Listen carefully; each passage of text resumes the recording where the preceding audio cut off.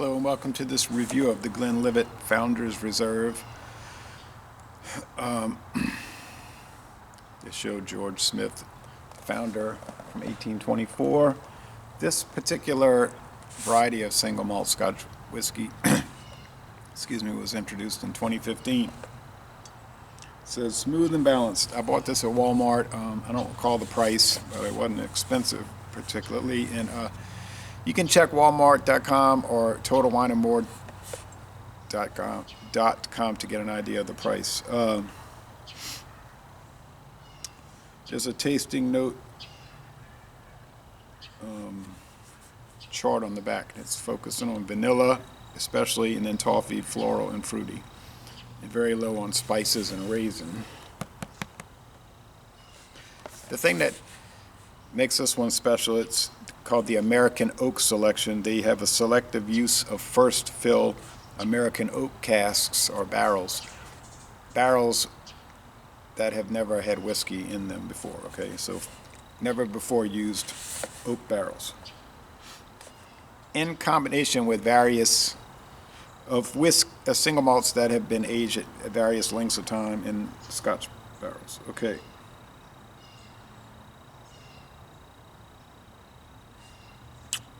All right, 750 milliliter bottle, 80 proof. I've never tried this one before. Curious. There's a lot of video reviews, about half of which are foreign language, meaning non-English. I mean, foreign to me, non-English. And so I guess I won't watch those. So many Portuguese language, German and Russian, etc. Glenlivet Single Malt Scotch Whiskey, September 23rd, 2019, bottling, 6:43 a.m., I guess.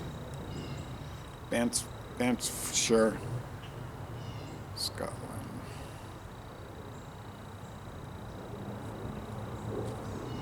Nice looking bottle. The sun's coming out, thankfully. It's been dreary for 2 days. Damp and uncomfortable. Okay.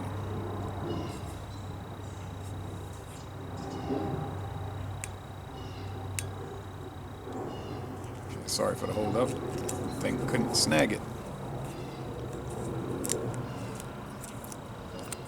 So, foil band, foil cap.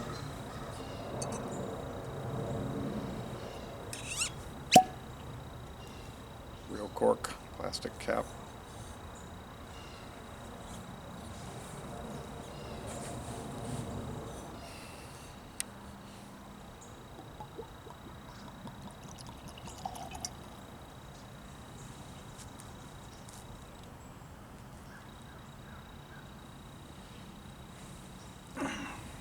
Put the cap back on in case it tips over.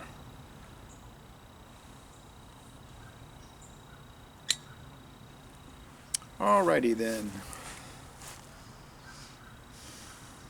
Hope the sun stays out, but I don't think that's going to happen. It's golden.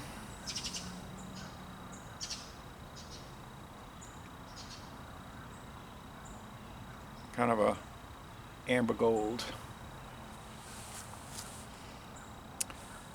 I'm going to write written reviews on distiller.com and Proof 66 also. I got to remember to do that while I'll start listening to the video reviews. It's going to take days to watch and listen to all those. Okay, so uniform alcohol legs coming down evenly.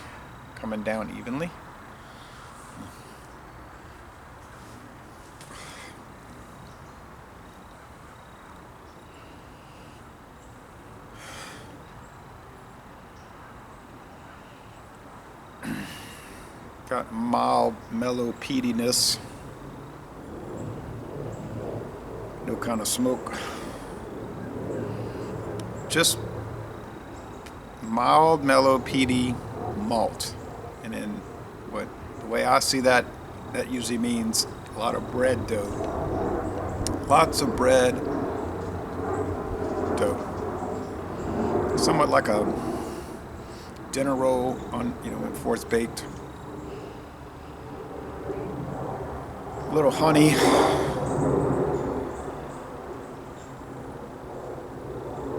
Maybe like pear. Okay. What are they saying? The nose. Aromas of citrus fruit. Oh, okay. Notably sweet orange.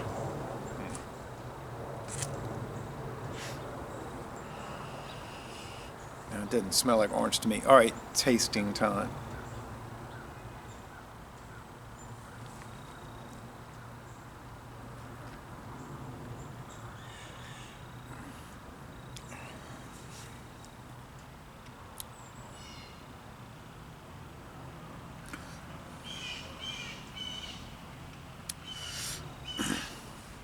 Pretty straightforward, similar to the nose. The mild, mellow bread dough, really no peatiness in the flavor. A little fruitiness. It's pretty standard, simple, simplified. I guess the calling card is the mellowness, the mildness.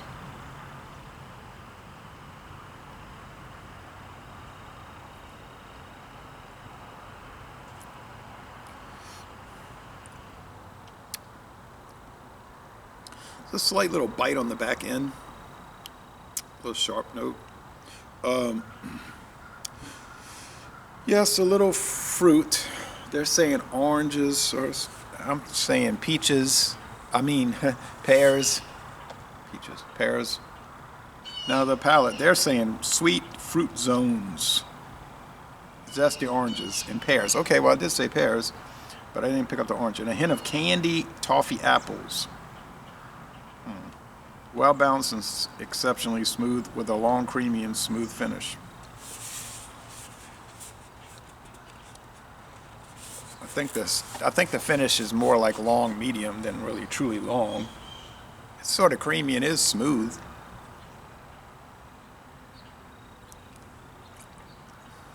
It's true there's a little bite to it, but it's mostly smooth. It's some of the blended whiskeys, especially Americans, but American blended whiskeys, you get kind of generally a fairly pronounced bite to it, and it's harsh, can be harsh with the grain alcohol, which probably makes up 80% of the body with those. Well, it usually does. We know it does. It's disclosed on the label, 72.5 to 72 to 80. Blended Scotch probably about 80. Could be higher. This one's just nice bready, doughy bread. I remember I tried the 12-year age at my friend David's house, and I really liked it. I don't recall the differences because I only tried that once. It's not a real good chance of recollecting on it, except that I know that I liked it, and I didn't find it was like really overt in all of its flavors or aromas. It was, like I'm going to say with this one, demure. Oh, yeah, it's pretty good.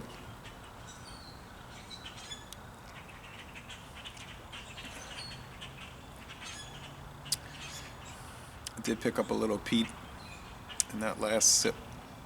So that's there. But it's so low in the taste, you may have trouble tasting it, and you probably wouldn't be looking to find it, but it's there.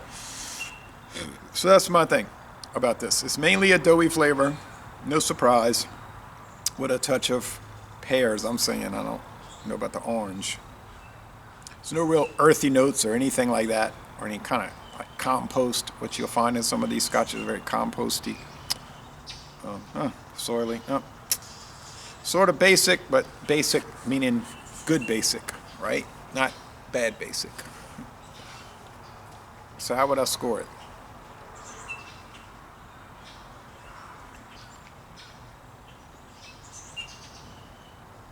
I'm gonna have to pour some more for a photo.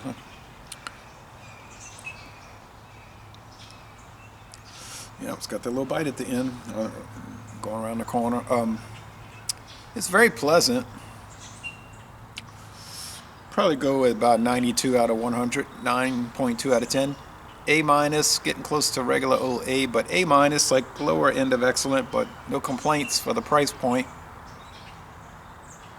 Next step is to put it into taste challenges against the other two single malts I have so far, the Tomatin Legacy or Dualcus, and the sold as Dualcus in the U.S. because of some trademark problems, and the Glenmorangie.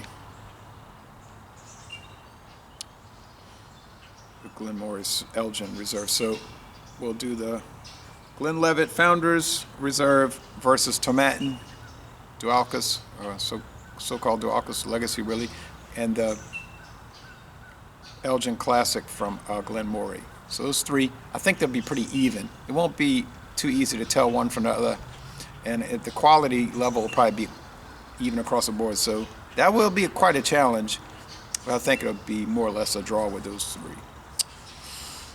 And then we'll see what happens the next go around when I get back to single malt Scotch, because the next one coming up is another Glenlivet that I bought, the 12-year age.